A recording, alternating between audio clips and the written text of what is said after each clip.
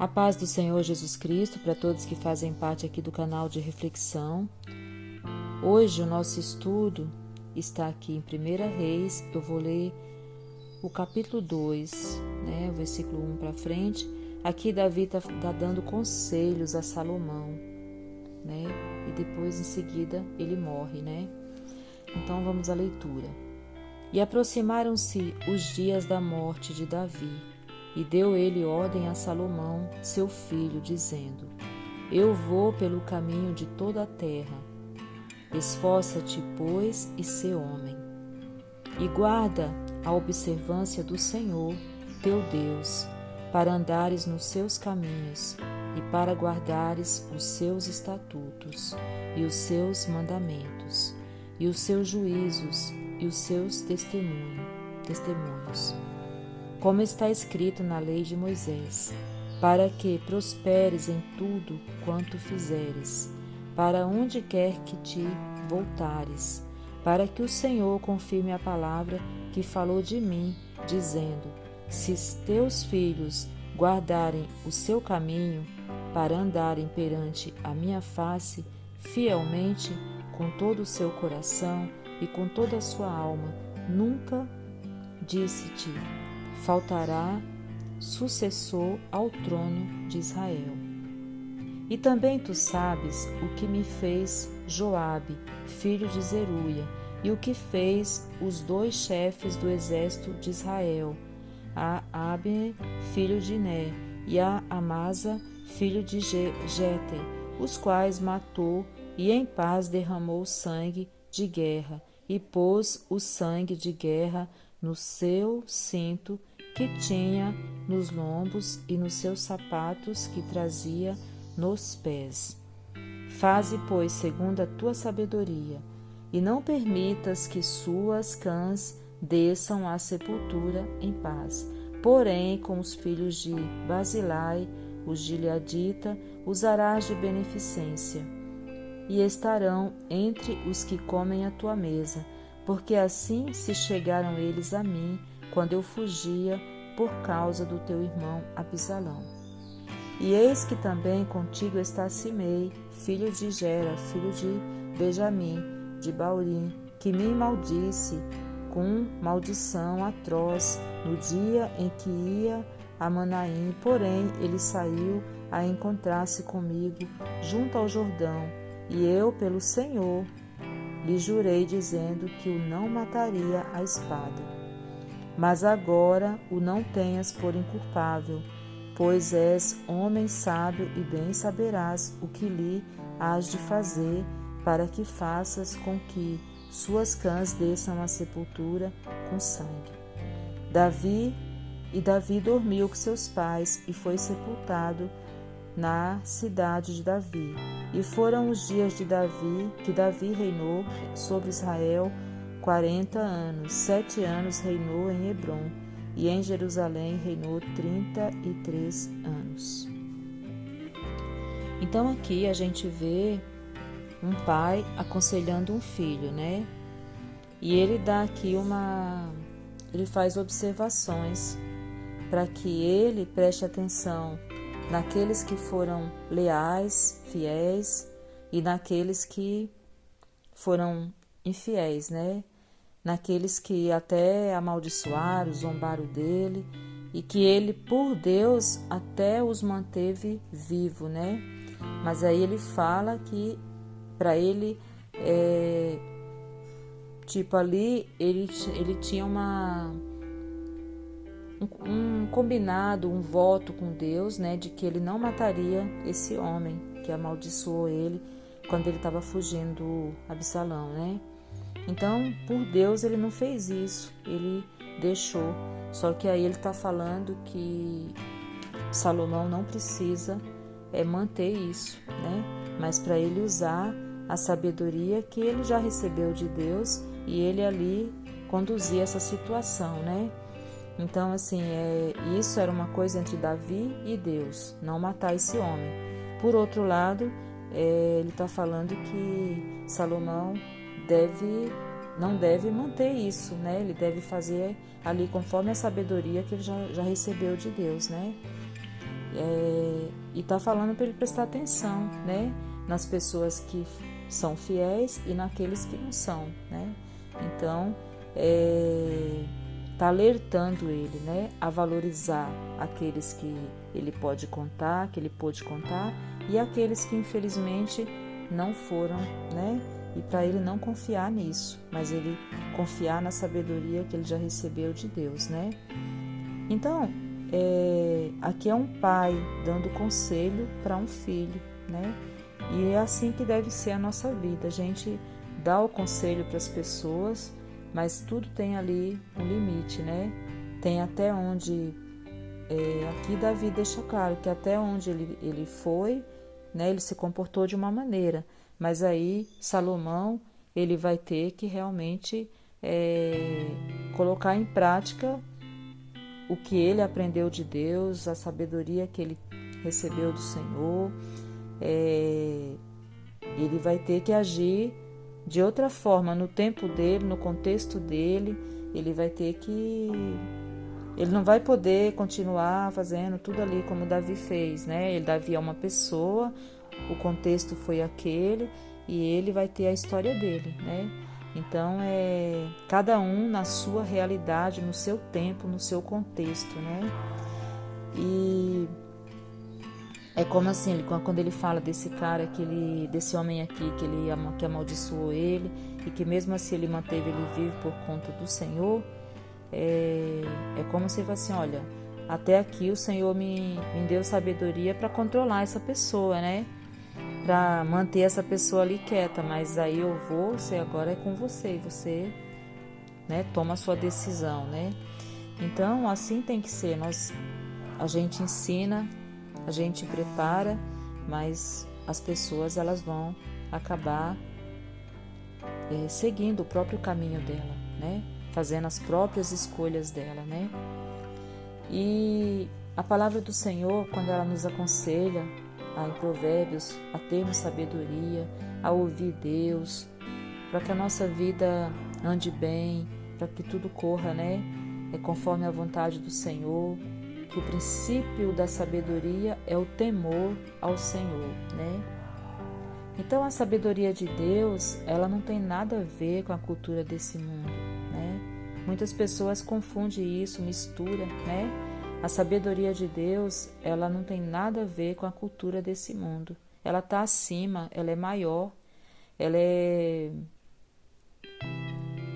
muito mais... ela está acima, não tem como colocar isso ali no mesmo nível. A sabedoria de Deus está acima, né? Não que a gente não precise estudar, adquirir cultura e ter, né, conhecimento das coisas, né, do mundo. Claro que precisamos, né? Mas assim, o que vai nos dar ali a capacidade de ver uma situação como Deus vê, de decidir como Deus decide, é nós buscarmos isso na palavra dele, para entender o pensamento de Deus e poder fazer aquilo que o Senhor espera de nós, né? Então a sabedoria de Deus não tem nada a ver com a cultura desse mundo. A prosperidade também, que muitas pessoas pensam que é só dinheiro, não é só ter dinheiro, porque não adianta você ter muito dinheiro e você ter uma família destruída. Então, a prosperidade que vem de Deus é você não ter falta de nada, né? E é você ter essa prosperidade em todas as áreas da sua vida. Você, eu, enfim. Então, também nós temos que entender que a sabedoria que vem de Deus, a gente adquire estudando a palavra de Deus, assim como em qualquer outro segmento, em qualquer outra área da vida. Quem quer se formar, em qualquer, seja médico, enfim, a pessoa vai ter que fazer uma faculdade, estudar sobre aquele assunto, para poder se tornar especialista naquilo. E se nós queremos andar, né, no caminho do Senhor, nós temos que estudar essa palavra. Plantar, dia após dia, adquirir esse conhecimento. Uma planta, antes de nascer, acontece ali um processo embaixo da terra, né? E na nossa vida espiritual é igual. A gente está ali plantando todos os dias, né? Está comendo essa palavra e no tempo certo, na estação própria, essa palavra, esses frutos vão acontecer, né? E para isso é necessário que a gente tenha paciência e perseverança, que são frutos do Espírito Santo de Deus, que só vem a gente passando por esse processo, né? De buscar Deus, de estar perto de Deus, de estar comendo essa palavra, e aí esse processo que vai acontecer com o tempo, né? E no tempo certo, na estação própria, esses frutos virão, né? Então, é assim que tem que ser na nossa vida espiritual. É uma plantação contínua, constante, né? É um aprendizado, é uma busca, né? Para a gente ter uma vida com Deus, para a gente ter essa sabedoria e para a gente caminhar, notar o Senhor em todos os nossos caminhos e viver em conformidade com a palavra dele. Nós temos que aprender também todos os dias, no nome de Jesus Cristo, aproveitar o nosso dia, mesmo com os problemas. Nós aprendermos a desfrutar cada dia. Por quê? Porque amanhã nós vamos ter saudade do que a gente tinha hoje, né? Então, nós temos que viver o hoje. O passado nós não vamos mais conseguir mexer nele, já foi. O futuro a Deus pertence, mas o hoje nós estamos aqui, né? Então nós temos que desfrutar do hoje, é precioso o hoje, né? E nós temos que fugir das coisas que roubam isso de nós, né? Nós temos que fugir das contendas, da língua mentirosa, né? Nós temos que fugir das divisões do inferno, do ninho de Satanás, como está lá em Tiago, né? No capítulo 3, a palavra do Senhor fala: meus irmãos, muitos de vós não sejam mestres, sabendo que receberemos mais duro juízo. Então, quanto mais a gente tiver, mais as pessoas vão esperar de nós, e nós vamos ter também que ter com o que nos apresentar a Deus, mais vai ser cobrado de nós, né?